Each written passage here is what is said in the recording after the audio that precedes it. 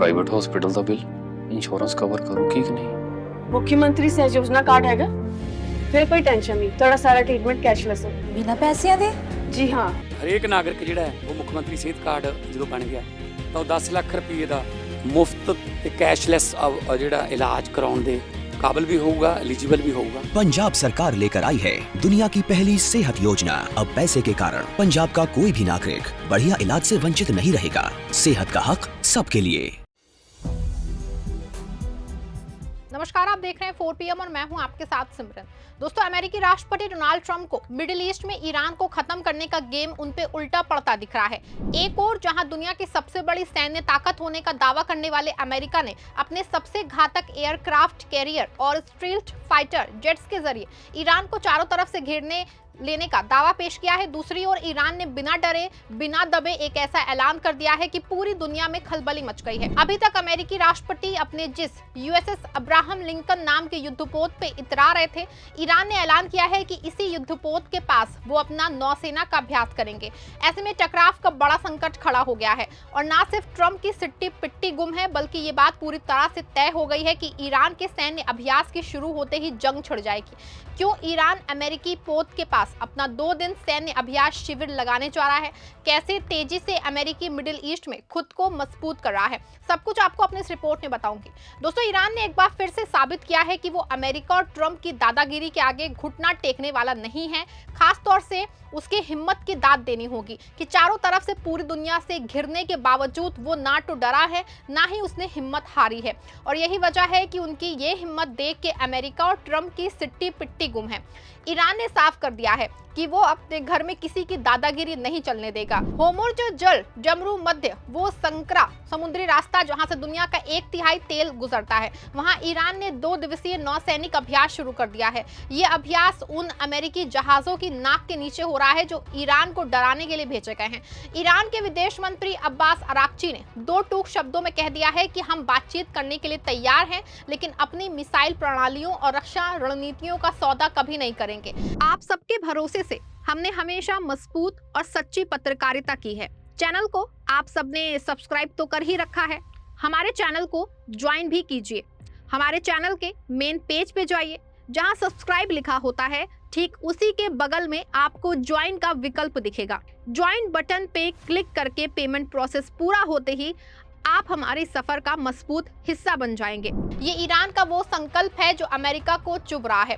America की चेतावनी है कि वो ईरानी स्पीड बोटों को अपने जहाजों के करीब नहीं आने देगा, लेकिन ईरान का कहना है कि ये हमारा इलाका है, हम यहाँ की भौगोलिक स्थिति और अपनी ताकत को आपसे बेहतर जानते हैं।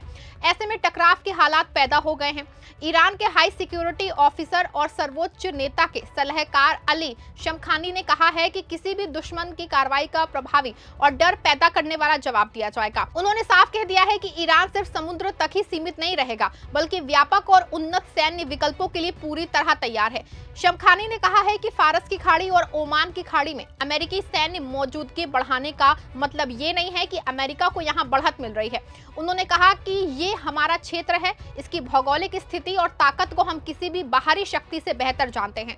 हालांकि दोस्तों, अमेरिका ने इस पे अपनी पूरी ताकत झोंक दी है। उत्तरी अरब सागर में USS Abraham Lincoln carrier strike group तैनात है। दर्जनों गाइडेड मिसाइल डिस्ट्रॉयर और परमाणु पनडुब्बियां समुद्र के नीचे से ईरान पे नजरें गड़ाए हैं। कतर के अल उदीद एयर बेस पे लगातार C-17 और C-5 जैसे विशाल सैन्य विमान हथियार और साजो सामान उतार रहे हैं। F-35 और F-15E जैसे फाइटर जेट्स का जमावड़ा ये बताने के लिए काफी है कि ट्रंप प्रशासन एक बड़े हमले की योजना बना रहा है।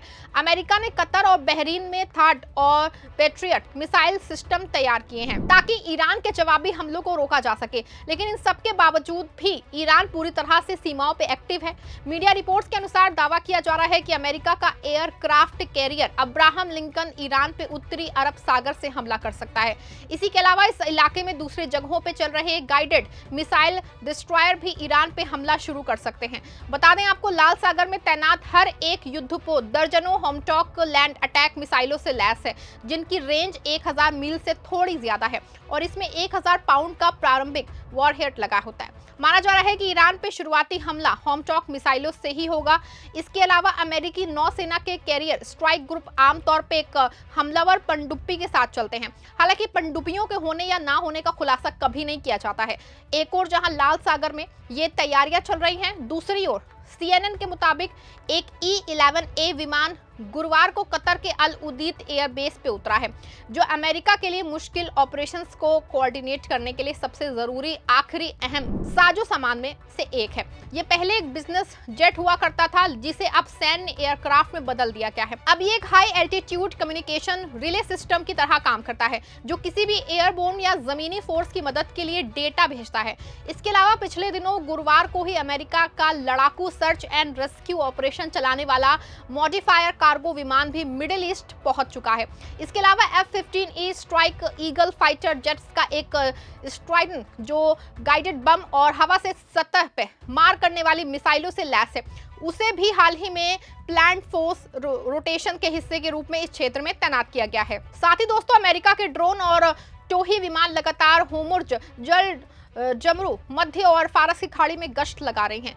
संडे से ये उड़ानें लगभग लगातार गति से चल रही हैं, जो कतर, बहरीन और यहाँ तक कि मध्य पूर्व के बाहर के अमेरिकी ठिकानों से शुरू हो रही हैं। साथ ही RC-135 टोही विमान भी इस क्षेत्र में मौजूद है, जो न्यूक्लियर रेडिएशन का पता लगाने के लिए है। इसके अलावा लड़ाकू विमानों में आसमान में ही ईंधन भरने के लिए कम से कम 8 एयरक्राफ्ट टैंकर ने गुरुवार को अटलांटिक सागर को पार किया है। ये दक्षिणी स्पेन में मोरोन एयरबेस पे उतरे हैं। CNN के दौरान कई एयरक्राफ्ट टैंकरों ने ऐसे संदेश दिए गए हैं, जिनसे पता चलता है कि वो ट्रांस अटलांटिक उड़ान पे कम से कम 7 अतिरिक्त छोटे विमानों की मदद के लिए हैं, जो शायद इलेक्ट्रॉनिक युद्ध या फाइटर मिशन के लिए सुसज्जित हैं। इसके अलावा फिलहाल ये साफ नहीं है कि दुनिया भर में और कहां से अमेरिकी सेना ऑपरेशन चलाने वाली है, लेकिन दोस्तों, अमेरिका के दर्जनों बेस इस इलाकों में हैं। ऐसे में साफ है कि अमेरिका पूरी तरह से जंग की तैयारी कर रहा है और अपने हर ऑप्शन को पूरी तरह से सर्च कर रहा है।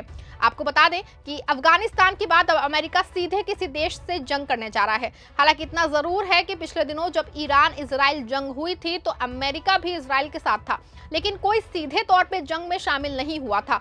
लेकिन कहीं ना कहीं अमेरिका की भागीदारी बड़ी थी। ईरान के सेना प्रमुख हमीर हातमी ने गर्व से कहा कि संघर्ष ने ईरानी सेना को अपनी ताकत और कमजोरियों को समझने का अनूठा मौका दिया। ईरान के विदेश और रक्षा मंत्री की ओर से ये दावा किया गया है कि आज ईरान की मिसाइल प्रणाली, हवाई रक्षा और समग्र सैन्य क्षमता पहले से कहीं ज्यादा घातक है। ये युद्ध ने ईरान को वो अनुभव दिया है जो किसी भी किताब या ट्रेनिंग से नहीं मिल सकता है। ईरान ने दुश्मन की रणनीति को करीब से देखा कि अब उनकी काट तैयार कर ली है। तेहरान के पास वो बैलिस्टिक मिसाइलें हैं जो पलक झपकते ही मिडिल ईस्ट में मौजूद हर अमेरिकी ठिकाने को राख में तब्दील कर सकती है। यहाँ आपको बता दें कि ईरान के पास लाल सागर का वो संकरा रास्ता है जो दुनिया को जोड़ता है। दुनिया के 60 से ज्यादा का कारोबार इसी रास्ते से होता है। ऐसे में होर्मुज़ जल जमरू मध्य सिर्फ एक समुद्री रास्ता नहीं है, बल्कि दुनिया की आर्थिक धड़कन है। अगर अमेरिका ने ईरान पे हमला करने की गलती की तो ये धड़कन रुक सकती है। दुनिया के अधिकतर तेल और गैस के लिए कोई वैकल्पिक मार्ग नहीं है। पिछले साल के तनाव के दौरान वैश्विक ऊर्जा कीमतों में जो उछाल आया था, वो तो बस एक ट्रेलर था। ईरान ने साफ कर दिया है कि अगर उसे व्यापार करने से रोका गया तो वो इस मार्ग को सुरक्षित नहीं रहने देगा। एशियाई देशों की ऊर्जा सप्लाई उसी रास्ते पे टिकी है। अमेरिका ईरान को घेरने की कोशिश में पूरी दुनिया की अर्थव्यवस्था को दांव पे लगा रहा है। बता दूं आपको, ईरान ने सदियों से विदेशी हस्तक्षेप का विरोध किया है। आज अमेरिका की घेराबंदी जितनी बढ़ रही है, ईरान का संकल्प उतना ही मजबूत हो रहा है। अली शमखानी ने ठीक ही कहा है कि ईरान सिर्फ समुद्र तक सीमित नहीं रहेगा। उसके पास ऐसे उन्नत सैन्य विकल्प हैं जिनकी अमेरिका ने कल्पना भी नहीं की होगी। अगर ट्रंप को लगता है कि वो प्रतिबंधों और युद्धपोतों के दम पे ईरान को बातचीत के मेज पे अपनी शर्तों पे ला पाएंगे, तो ये उनकी बहुत बड़ी भूल है। ईरान झुकने वाला देश नहीं है, बल्कि टकराने वाला देश है। पश्चिम एशियाई का इतिहास गवाह है कि जिसने भी उस जमीन को दबाने की कोशिश की है, उसे भारी कीमत चुकानी पड़ी। दोस्तों, आपको क्या लगता है कि अमेरिका की ये घेराबंदी ईरान को डरा पाएगी, या फिर ईरान का ये नौसैनिक अभ्यास एक बड़े क्षेत्रीय युद्ध की शुरुआत है? क्या ईरान अपनी मिसाइल ताकत के दम पे अमेरिका को पीछे हटने में मजबूर कर देगा? अपनी राय कमेंट में जरूर दीजिएगा। वीडियो को लाइक और शेयर भी करिएगा।